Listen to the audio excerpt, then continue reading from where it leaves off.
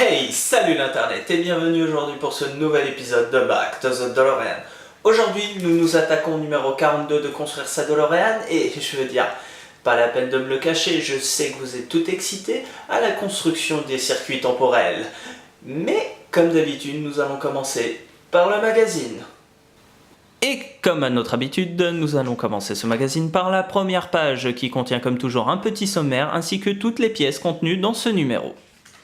Sur la deuxième page de ce magazine, nous avons donc le début et le milieu du schéma de construction de votre pièce, qui continue bien évidemment sur la troisième page avec la suite et la fin du schéma de construction. Et vous trouverez ici une petite photo vous montrant votre pièce au final, ainsi que la pièce posée dans la voiture. Sur la quatrième page de ce magazine, nous avons donc un nouveau dossier s'intitulant « Retour au bal ». On y apprend tout simplement que Michael J. Fox a dû jouer 2 fois Marty dans la scène de la féerie dansante des sirènes du deuxième film. On y apprend aussi que le directeur de la photographie, Dan Courtney, regarda attentivement le premier film pour reproduire exactement les éclairages et les angles de caméra du premier film de la séquence du bal. On y apprend aussi que Crispin Glover ne fait pas partie du casting de ce deuxième film, à cause des problèmes cités précédemment. On y apprend aussi que Jeffrey Westman a été engagé pour le remplacer dans le rôle de George McFly, et qu'il portait tout simplement des prothèses pour ressembler à Crispin Glover, donc George McFly. Et sur la cinquième et dernière page de ce magazine, nous allons parler de Charles Fletcher, qui, malgré son petit rôle dans Retour vers le futur 2, a quand même un rôle d'importance, car c'est lui qui dit qu'il faudrait qu'il parie sur les clubs remportant le championnat de baseball, et qui donne tout simplement l'idée à Marty d'acheter l'Almanach des sports. Donc sur cette page, on y apprend un petit peu plus sur la bio de cet acteur. Et sur la toute dernière page de ce magazine, vous trouverez donc les nouvelles pièces qui seront contenues dans le prochain numéro. Et voilà pour le magazine. Et comme d'habitude, il était très intéressant ce magazine. Et comme d'habitude, je sais que ça vous troll de devoir attendre. Mais pas de panique, nous commençons tout de suite la construction des pièces. Et nous allons maintenant continuer l'assemblage de la console centrale. Pour la première, deuxième, troisième et quatrième étape de ce montage, vous aurez besoin de l'autoradio, d'un dissipateur thermique ainsi que du câble rouge fourni. Commencez par prendre votre dissipateur thermique de cette manière, puis, tout simplement, cherchez les 2 trous se trouvant en son centre. Puis, placez tout simplement le câble rouge à l'intérieur.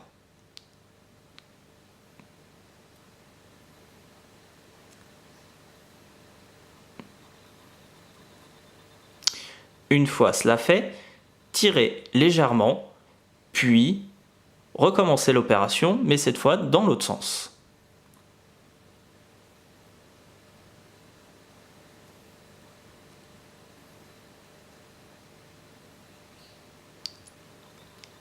Voilà le résultat.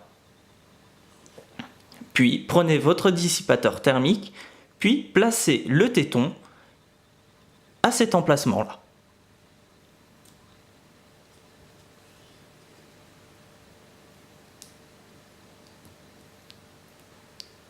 Puis retournez votre pièce et placez-y tout simplement une vis de type AP.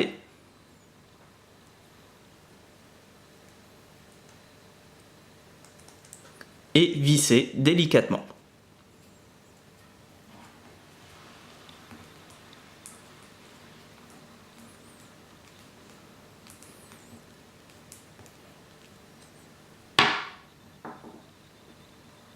Et voilà le résultat.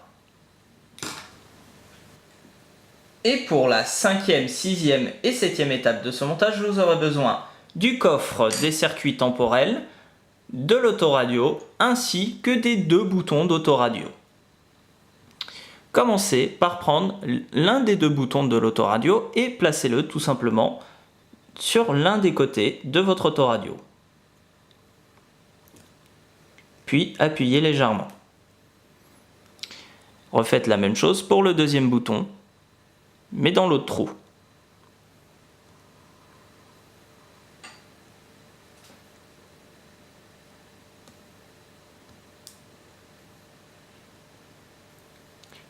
Pour finir, prenez le coffret des circuits temporels, puis placez tout simplement l'autoradio dessus.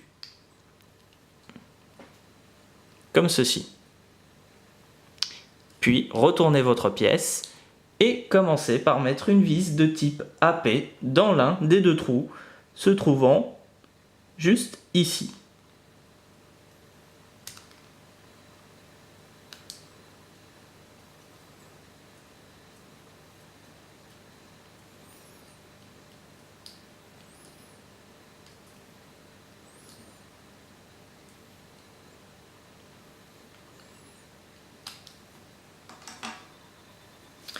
Puis prenez une deuxième vis de type AP et refaites la même chose, mais cette fois pour le deuxième trou.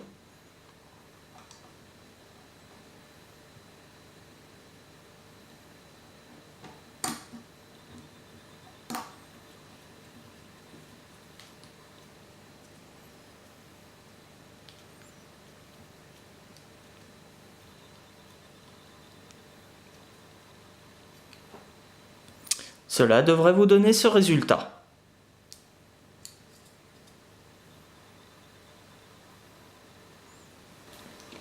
Et pour la 8e et 9e étape de ce montage, vous aurez besoin du coffret de circuit temporel ainsi que de la boussole.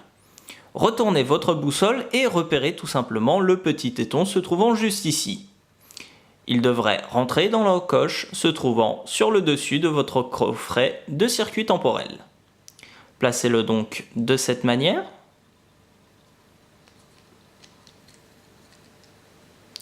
Puis, une fois cela fait, retournez votre pièce et placez-y une petite vis de type AP dans le trou se trouvant juste ici. Serrez modérément votre pièce.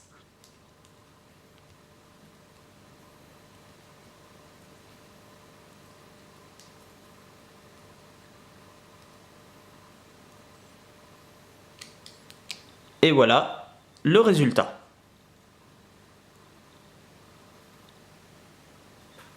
Et pour la 10e, 11e et 12e étape de ce montage, vous aurez besoin des circuits temporels, du coffrage ainsi que des circuits imprimés. Commencez par prendre votre circuit imprimé et vos circuits temporels et placez le petit trou se trouvant juste ici dans la partie en plastique transparente se trouvant juste ici. Cela devrait vous donner ce résultat. Pensez, si vous le souhaitez, à plier légèrement vos câbles pour pouvoir vous faciliter la tâche par la suite. Une fois cela fait, commencez par prendre votre coffrage de circuits temporels et placez vos circuits temporels tout simplement dedans. Donc, comme ceci.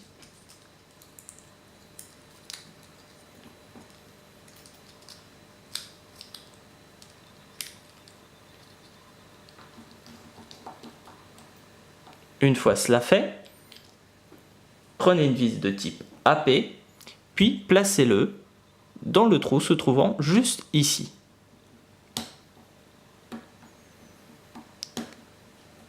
Puis vissez tout simplement.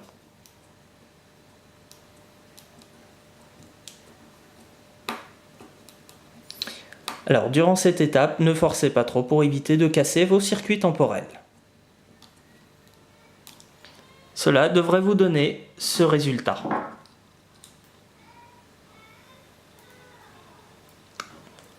Et pour la 13e étape de ce montage, vous aurez besoin du clavier ainsi que de la pièce intitulée base. Commencez par repérer le petit tesson se trouvant juste ici et le trou se trouvant juste à côté. Puis, sur votre pièce, repérez l'emplacement où il pourrait y accéder. Ça veut dire juste ici. Faites en sorte que les petits plots se retrouvent vers le dessus, puis placez votre clavier sur la partie inférieure, comme ceci. Une fois cela fait, maintenez avec un doigt, puis placez une vis de type AP dans le trou se trouvant juste à la base de mon pouce.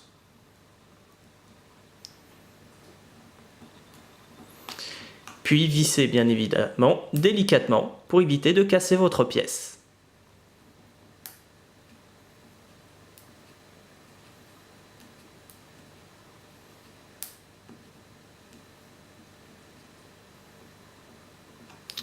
Et voilà le résultat.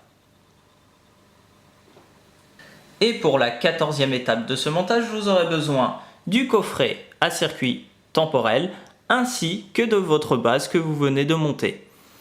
Placez-la de manière à avoir les deux plots vers le haut ainsi que le petit trou du passage de câble vers l'arrière. Puis placez tout simplement, en faisant attention à ne pas pincer le câble, votre pièce comme ceci.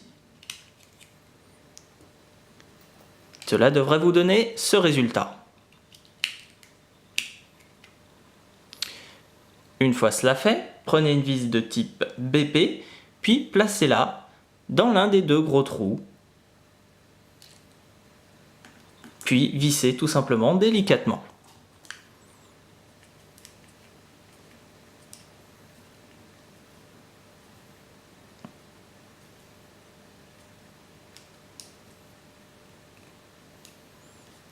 Une fois cela fait, prenez la deuxième vis de type BP, puis placez-la tout simplement dans le deuxième trou, en faisant pareil que précédemment, ne pas serrer trop fort.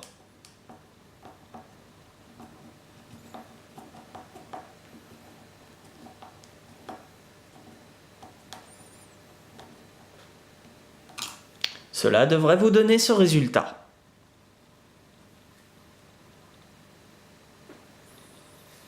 Et pour la 15e, 16e et 17e étape de ce montage, vous aurez besoin de la console centrale que vous avez montée dans le précédent épisode, ainsi que de vos circuits temporels.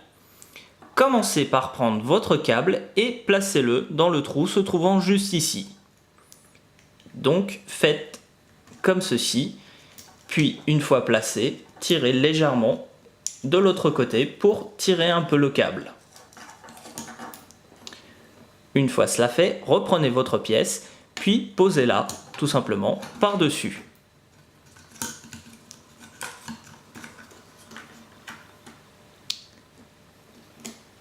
Cela devrait vous donner ce résultat.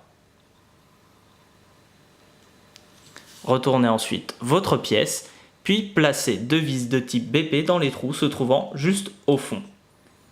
Commencez par le premier trou, en évitant de trop serrer.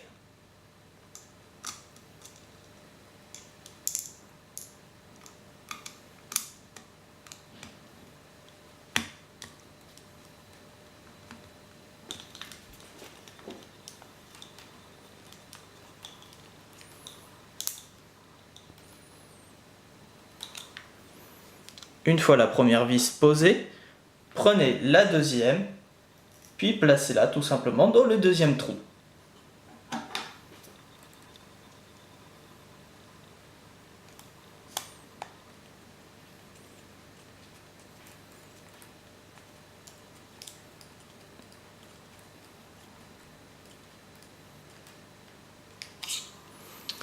Et voilà le résultat. Et c'est comme ça qu'on termine la construction de cette petite pièce que voici. Et pour rappel, nous avons monté aujourd'hui les circuits temporels juste ici. Et pour ma part, je la trouve plutôt sympathique cette pièce, hein, surtout de loin, parce que quand on se rapproche, malheureusement, il y a quand même quelques défauts. Par exemple, sur ma pièce, et ça ce n'est que lié à ma pièce, nous avons quelques petites rayures sur la partie supérieure du circuit temporel. Alors, c'est pas très grave parce que quand on est éloigné à peu près de ça et de cette vision-là, il n'y a pas de problème. Par contre, si je me mets au-dessus, là je vais voir les rayures. Deuxième petit souci se trouve juste ici, à cet emplacement-là que je pointe avec mon doigt. Pour faire simple, moi j'ai pu tester tout simplement la partie transparente des circuits temporels en le plaçant juste devant une lumière. Et j'ai pu remarquer que le dernier numéro, juste ici, était complètement effacé, donc on ne le voit pas du tout, et c'est bien dommage. Et je pense que ce n'est pas lié qu'à ma pièce, et que c'est lié à toutes les pièces. Donc vérifiez si vous pouvez. Ensuite, au niveau de la construction, j'ai pas eu trop de difficultés. Il y a quand même eu un tout petit souci au niveau de la boussole, comme vous avez pu le voir durant la construction. Alors c'est tout simplement parce que la pièce a une prise, on va dire, assez faible. Elle glisse très facilement des doigts à cause de sa partie arrondie. J'ai donc dû reprendre hors cam pour pouvoir la visser correctement et pas casser tout simplement ma pièce. Je vous ai montré de toute manière le résultat final après. Enfin bref, nous arrivons donc à la fin de cette vidéo et vous savez quoi mes chers voyageurs temporels, eh bien on se retrouve très rapidement pour la suite.